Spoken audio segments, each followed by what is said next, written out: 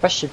Tu vois, ça m'étonnait qu'ils partent sur l'acolyte staff avant l'ultimator pour ship et Exact. il a choisi de faire Shiva. Exact. Il a choisi de faire Shiva.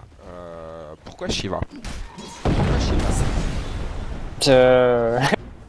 J'avoue que je suis pas trop. Bah, je pense que c'est pour counter la Naga, pour pas se faire découper par le Riptide et se prendre 3 hits et mourir. Mais bon. Et pour lui donner plus d'AOE aussi, c'est toujours ça sur un team clear, ça permet de spam les AOE. Mais... Ouais, je sais pas si c'est si efficace que ça, je sais pas. Ouais. Moi je pense que c'est aussi pour le push et le dépush potentiel que ça peut apporter. Le combo double stack de March of Machine, dans la double Shiva. stack de Shiva. C'est solide. C'est solide. En plus le slow que ça peut donner. Mais je sais pas si ça va être très efficace parce qu'avec Dagger, avoir un chip c'est super fort, surtout contre des mecs qui ont fait BKB comme Morphling. Là, il pourrait Dagger sur le Morphling, le chip et le perma-chip et tout le monde lui casse la gueule quoi. C'est ça. C'est exactement ça. Je serais pas étonné d'ailleurs qu'il fasse un chip juste derrière. Je serais vraiment pas étonné. On peut. Une smoke au mid. Ouais, smoke au mid. Smoke au mid, par où ils vont passer? Donc ils passent pas par le mid, ils passent par le côté. Les EG qui vont probablement se croire safe vu qu'il y a une ward ici. En fait finalement ils ont abort le move. Abort annulé. On utilise pas mal d'anglicisme dans Dota. Je sais qu'il y a certains d'entre vous qui sont peut-être pas forcément habitués à ce genre d'anglicisme, mais j'essaie de les expliquer au fur et à mesure. J'essaie de vous les expliquer au fur et à mesure. C'est des mots qui sont réellement très utilisés. Contrairement à d'autres casters, je préfère dire Starfall par exemple que pluie d'étoiles. C'est à qui je fais référence.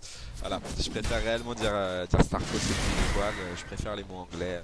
Voilà. J'utiliserai les mots anglais. N'hésitez pas dans les commentaires des vidéos ou à m'envoyer un petit message si jamais il y a des termes que vous ne comprenez pas. Je me ferai un plaisir de vous les expliquer. On peut voir donc Demon qui va stack les anciens, ce qui est toujours une bonne chose à faire. Les anciens sont vraiment une source de farm qui peut être très importante si on s'en occupe. Notamment dans les moments où il y a un petit peu de temps mort. Là il y a clairement un temps mort dans la game, on est à 12-10, autour de la 30e minute, ça veut dire qu'il y a une vingtaine de kills. Généralement dans les games où il y a pas mal de mouvements, c'est généralement un kill par minute. Donc autour de la 30e, là normalement il y a 10 kills de plus. Donc c'est une game relativement passive, je dis bien relativement parce qu'on n'est pas non plus à 5 kills à la 30e. Hein. Mais voilà, donc on peut voir la smoke middle cette fois de la part de EG. Universe qui court comme le vent sur son canasson middle. Ils s'en doutent. À mon avis, ils s'en doutent un peu là. Ils se regroupent, ils sont dans le doute, ils se demandent ce qui se passe. Une ward encore une fois très intéressante de Maelk qui donne la vision à un endroit clé. Les Ilunaga qui vont passer mid. Ouais, ils vont pas aller, c'est bien, ils vont pas aller sur les Ilunaga, c'est parfait. C'est assez marrant, hein. On peut voir les Tongfu qui sont top pendant que les EG sont mid. Bon. Ça se regarde à l'autre bout de la map comme on dit.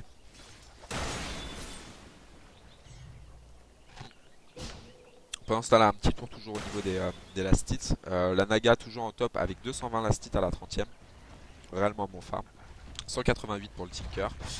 Et contrairement au début de game, où c'était généralement la Naga en premier avec ensuite Tinker, Enchant et CK, là on peut voir que c'est la Naga en premier avec Tinker en deuxième et ensuite Morph et Enigma.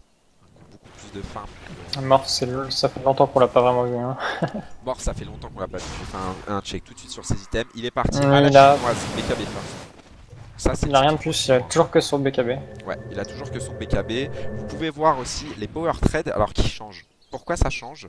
C'est parce qu'en fait ça vous donne des stats forcément en fonction de la couleur que ça a. Donc attendez, il va probablement y avoir de l'action top. Je vous expliquerai après. Le Tide.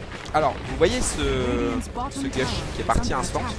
Comment c'est possible de le faire partir instant? Il a shift click le héros avec son Gush. C'est-à-dire qu'il a TP, shift click le héros. Bot ça va tuer le CK. Hein. Ah oui, le bot ça va tuer. Oh bot, ah voilà, avec un ultime d'énigma, rien à foutre. Le Fear on va le tuer. Oh là là, Fear qui a Aegis complètement de position avec son Aegis n'importe quoi. Ah ça c'est terrible. Ça c'est terrible. Roger, il vient de perdre la Aegis. Moi j'appelle ça la même Aegis. ça arrive parfois. Vous avez la Aegis, donc généralement vous vous dites le prochain teamfight c'est sûr qu'on le gagne. Le problème c'est que le héros qui a la Aegis, il va avoir tendance à se croire un peu tout puissant et notamment à se balader à cet endroit là tout seul. Enfin voilà, il a personne pour le Il backup. était pas tout seul, hein. Il y avait Leshrak et ses potes ont TP pour défendre top. Lui il est parti en courant parce qu'il avait plus de slots pour avoir de TP. Si, il en a un pourtant. Je sais pas pourquoi il a pas TP en fait. Il est parti en courant. Plutôt que de TP. Voilà, par l'ulti de la Naga qui a un range ouf quand même. Ouais. On peut voir le Enigma qui a des bottes marrons. Alors des bottes marrons mais qui à côté a Mécasme et BKB, parce qu'il faut pas oublier qu'upgrade vos bots c'est quand même 1000 gold. 1000 gold c'est la moitié de votre mecha, 1000 gold c'est un tiers de votre BKB. Et que finalement quand vous êtes un Enigma, vous n'avez pas vraiment besoin ni de mana boot ni de trade. Je suis assez content. D'ailleurs, on a aussi vu que l'Enigma il a pas du tout hésité à ulti un mec tout seul. Hein. C'est pas parce que c'est un ulti qui a beaucoup de CD ou quoi. Alors, il savait que le kill était important et il le prend. Il cherche pas à comprendre. Complètement. Autant on peut émettre des doutes sur le fait de placer un ulti sur une seule personne si jamais c'est un teamfight. Là c'est de gros doutes. Hein. Si jamais c'est un teamfight, c'est vraiment à éviter sur une seule personne. Sauf cas exceptionnel, mais bon, ça c'est au cas par cas. Par contre, sur un carry adverse qui est tout seul, faut absolument pas hésiter. Hein. Votre CD, certes, il a du cooldown, mais vous faites un kill, au final 80, bah, c'est dans 2 minutes quand même pas. Voilà, on peut voir les anciens qui ont été stackés, qui mettent en son farm, marquer platine, parce que ça donne beaucoup de gold et surtout XP. Timon qui est niveau 12, Univer qui est niveau 11, Mael qui est niveau 12. Pendant qu'il y a Fear, bah, qui est justement en train de Fear des illus de la Naga. Voilà, ouais, au niveau XP, les EG ils sont quand même derrière. Ouais, au niveau gold, il y a 7000, à mon avis, quasiment 8000 gold d'avance. Ouais, c'est pareil en XP et en gold.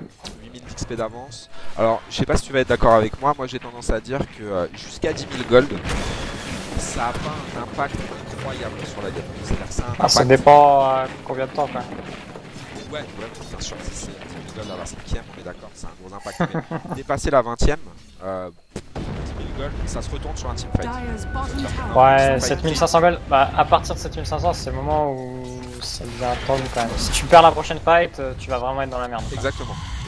Si tu perds la prochaine fight, mais là, on voit que la game elle est comme ça pour EG. Là, s'ils se prennent un 5-0, c'est la merde. Hein. Ah bah là, à mon avis, s'ils se prennent un 5-0, c'est foutu. Alors, en tout cas, s'ils se prennent un 5-0, il y a de fortes chances pour qu'il y ait au moins une side qui saute. Et revenir contre un Morph Naga. Et le Morph, il a dépensé sa thune, là, acheté Manta. Ok. Ça, c'est important. Ouais, je vous disais, donc le BKB first hein, sur Morph, qui est réellement un truc de chinois. Moi, je l'ai très rarement vu sur les games européennes et américaines jusque là. J'ai vu des Ethereal First, j'ai vu des Lincoln, mais j'ai jamais vu de BKB First, sauf les Chinois. Pourquoi aussi, le Veno il a acheté une gem et ça aussi c'est bien chinois. Parce qu'on a vu à l'international, les teams chinoises elles achètent toujours des gems. Ouais. Parce que. Alors pourquoi le Veno parce qu'il a un sort donc, qui est très puissant, qui est donc les wards, les plague wards. Vous avez vu qu'il a maxé. Hein. D'ailleurs, vous tous qui jouez des pubs, généralement, si vous jouez un Veno support, c'est toujours cool de maxer les wards. Et si vous avez des golds aux alentours de la 30-35ème, achetez une gemme. Achetez une gemme, essayez de pas mourir, mettez des wards partout, et au moins vous pourrez déward les ennemis de manière très efficace. Réellement très efficace.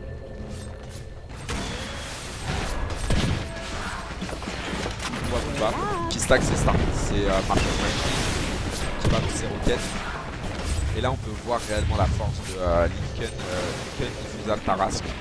Juste en balançant ses illus, la Naga arrive à farm des lanes et au-delà de ça arrive à quasiment prendre des towers hein, juste avec ses illus. Ah là ouais bah oui c'est ça la force de Naga là les illus ils arrivent même pas à les tuer avec leur spell donc Et faut pas oublier que Riptide ça va proc sur toutes les illus. Ça va pas stack les dégâts mais ça va proc sur toutes les illus. Il est assez facile d'envoyer par 2 illus dans les woods comme ça et pendant que vous êtes en train de farmer une lane, vous farmez les woods. C'est vraiment un moyen d'accélérer le faible. On peut voir quasiment 300 creep kills, hein, quasiment 300 creep kills à la 36ème. On est juste en dessous, on est vraiment juste en dessous du maximum qui est de l'ordre de 100 creep kills en 10 minutes. C'est quasiment le maximum. Hein, 104 kills. Voilà. Alors, pendant